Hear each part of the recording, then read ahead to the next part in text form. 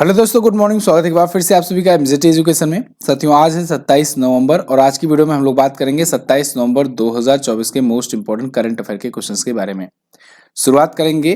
सबसे पहले हम लोग कल का रिवीजन करेंगे। कल जो भी चीजें हम लोगों ने पढ़ी थी उसका 1 मिनट में रिवीजन करना है। उसके बाद आज की करंट अफेयर डिटेल से पढ़ेंगे। तो कल हम लोगों ने पढ़ा था कि प्रत्येक वर्ष संविधान दिवस 26 नवंबर को मनाया जाता है। मैंने आपको बताया था कि 1949 को 26 नवंबर के ही दिन संविधान अपना अंगीकृत, अधिनियमित और आत्मर्पित किया गया था। पीएम मोदी को अभी हाल ही में अमेरिका में doctor Martin Luther king junior विश्व शांति पुरस्कार से सम्मानित किया गया और डीआरडीओ ने भारत की पहली लंबी दूरी की हाइपरसोनिक मिसाइल का सफलतापूर्वक उड़ान परीक्षण किया है उड़ीसा के एपीजे अब्दुल कलाम द्वीप से। इसके अलावा आईपीएल ऑक्शन के इतिहास में सबसे महंगे बिकने वाले खिलाड़ी बने ऋषभ पंत। 27 करोड़ में इनको खरीदा गया है। इनको लखनऊ सुपर जायंट्स ने खरीदा है। झारखंड विधानसभा चुनाव के नतीजे आए और इसमें झारखंड मुक्ति मोर्चा पार्टी सबसे बड़ी पार्टी बनकर के आई। हालांकि सरकार बनाने के लिए इसे इंडिया गठबंधन के साथ मिलकर के बनाना पड़ा। झारखंड मुक्ति मोर्चा इंडिया गठबंधन का हिस्सा है और अब इंडिया गठबंधन की यहाँ पर बनेगी सरकार। ठीक है, झारखंड के हेमंत सोरेन 14वें नंबर के सीएम बनेंगे। चौथी बार ये सीएम पद की शपथ लेंगे। आर्मेनिया में 37वां CISM विश्व सैन्य कुश्ती चैंपियनशिप आयोजित हुआ और इसमें भारत ने कुल 7 मेडल जीते, जिसमें 3 गोल्ड, 1 सिल्वर और 3 कांस्य पदक था। साहित्य जागृत लाइफ टाइम अचीवमेंट अवार्ड गुलजार साहब को मिला है और करीमगंज जिले का नाम बदलकर सिरभूमि जिला किया जाएगा। ये असम में स्थित है। केंद्रीय मंत्री अन्नपूर्णा देवी जी ने नई दिल्ली में राष्ट्रीय अभियान अब कोई बहाना नहीं शुरू किया है। इसके अलावा अरुणाचल रंग महोत्सव के लिए महोत्सव राजदूत पंकज त्रिपाठी को नियुक्त किया गया। ये टॉप 10 करंट अफेयर के क्वेश्चंस थे कल की वीडियो से, जिनका आपने डिटेल में पढ़ा था, आज रिवीजन किया है। लेकिन वीडियो में आगे बढ़ूं इससे पहले एक बहुत जरूरी बात। साथियों, टेक्स्ट बुक का end of the month cell start हो चुका है और ये 28 से नवंबर से स्टार्ट हो रहा है, 30 नवंबर तक रहेगा। मात्र 499 में आप टेक्स्ट बुक पास प्रो प्राप्त कर सकते हो और इम्पोर्टेंट बात यह है कि जो फर्स्ट 200 यूजर्स होंगे जो एमजेटी कूपन कोड यूज करेंगे उनको 100% कैशबैक मिलने वाला है टेक्स्ट बुक पास प्रो अगर आप लेते हो तो। और अगर मान लीजिए आप इस 200 में नहीं आते हो तो भी आपको टेंशन लेने की जरूरत नहीं है। आपको रात में 12 बजे से 1 बजे के बीच में परचेज करना है। 20 लकी विनर्स को 500 रुपए का गिफ्ट वाउचर भी मिलने वाला है। तो इस ऑफर को जाने मत दीजिएगा। आपको जो भी कोई मॉक टेस्ट चाहिए, सारा मॉक टेस्ट आपको यहाँ पर मिल जाएगा टेक्स्ट बुक पास प्रो में। तो टेक्स्ट बुक ऐप डाउनलोड कीजिए या लिंक डिस्क्रिप्शन में दिया गया है, उस पर क्लिक कीजिए। एमजेटी कूपन कोड यूज करेंगे तभी आप ये फर्स्ट 200 यूजर में या फिर लकी विनर्स में आ सकते हैं। चलिए पहला क्वेश्चन देखते हैं। हाल ही में राष्ट्रीय दुग्ध दिवस कब मनाया गया? तो राष्ट्रीय दुग्ध दिवस, नेशनल मिल्क डे, ये दोस्तों मनाया गया 26 नवंबर को। 26 नवंबर को जिस दिन संविधान दिवस मनाते हैं उसी दिन राष्ट्रीय दुग्ध दिवस भी मनाते हैं। क्यों मनाते हैं? क्योंकि दोस्तों भारत में श्वेत क्रांति के जनक, व्हाइट रिवॉल्यूशन के जो फादर हैं वर्गीज कुरियन जी, इनकी याद में मनाया जाता है। इनकी जयंती होती है 26 नवंबर को।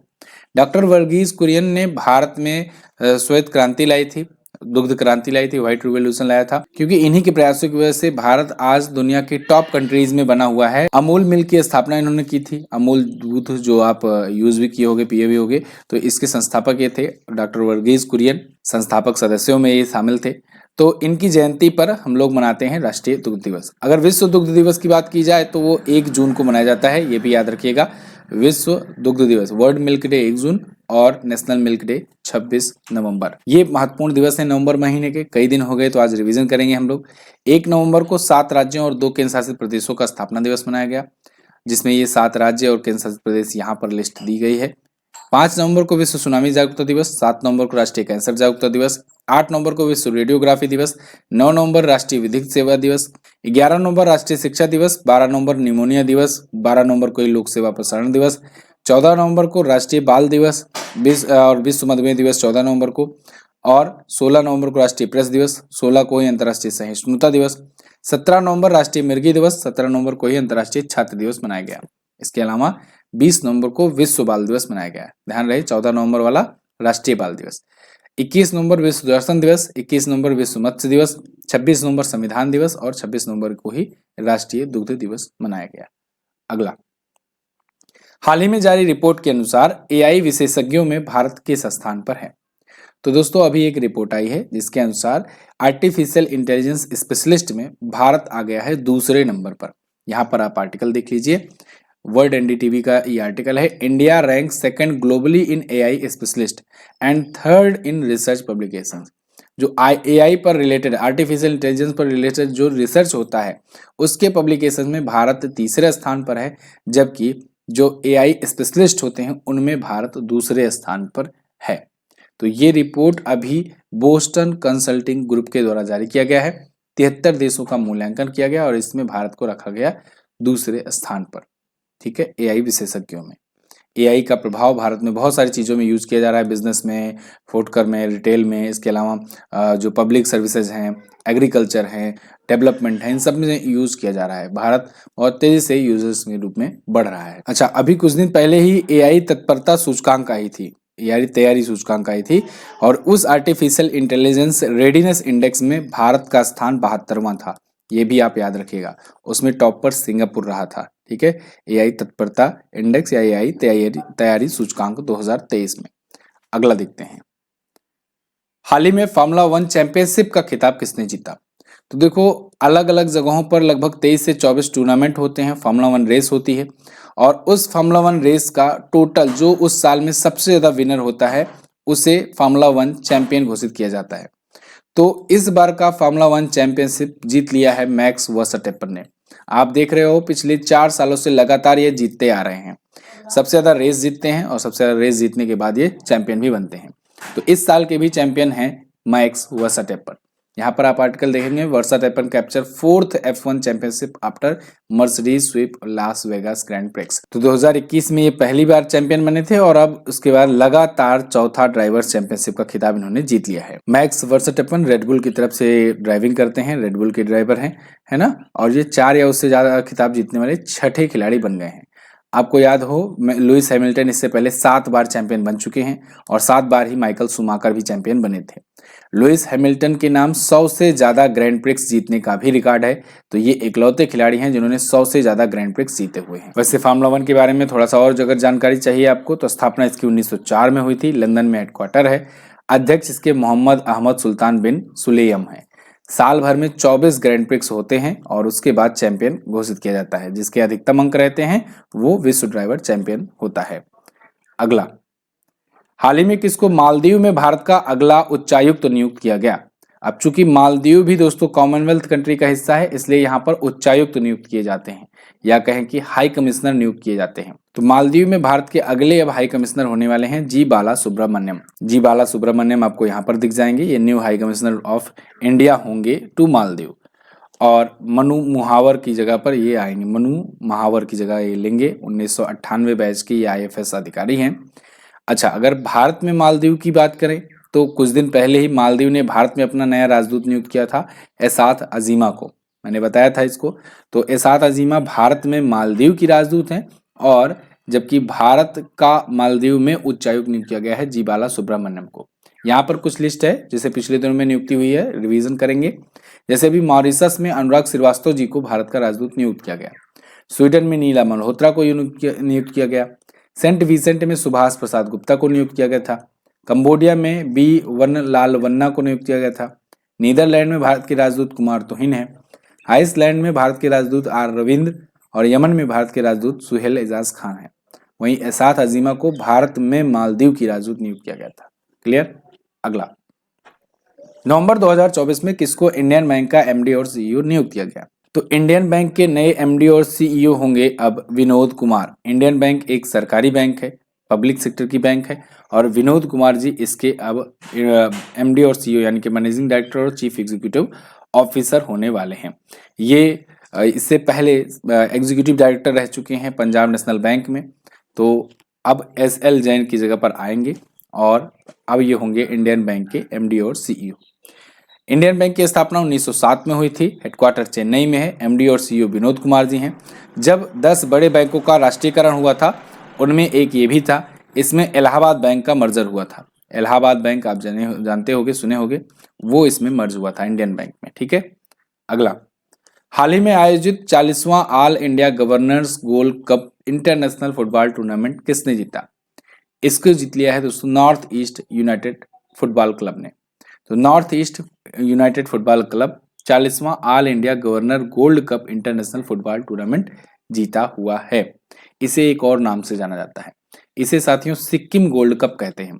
तो तो चाहे कहो सिक्किम गोल्ड कप जीत लिया है North East United football club ने, चाहे 40वां all India governor gold cup international football tournament जीत लिया है। इन्होंने गंगटोक हिमालयन को हराया है।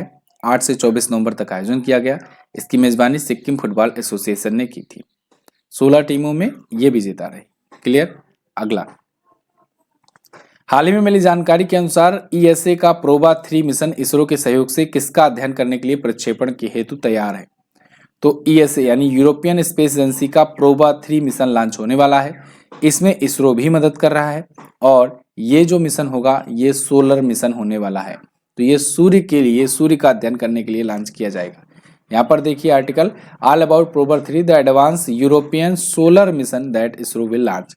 तो इसरो लॉन्च करने में मदद करेगा, लॉन्च करेगा इसको मिशन को, और ये यूरोपियन स्पेस एजेंसी का मिशन होने वाला है।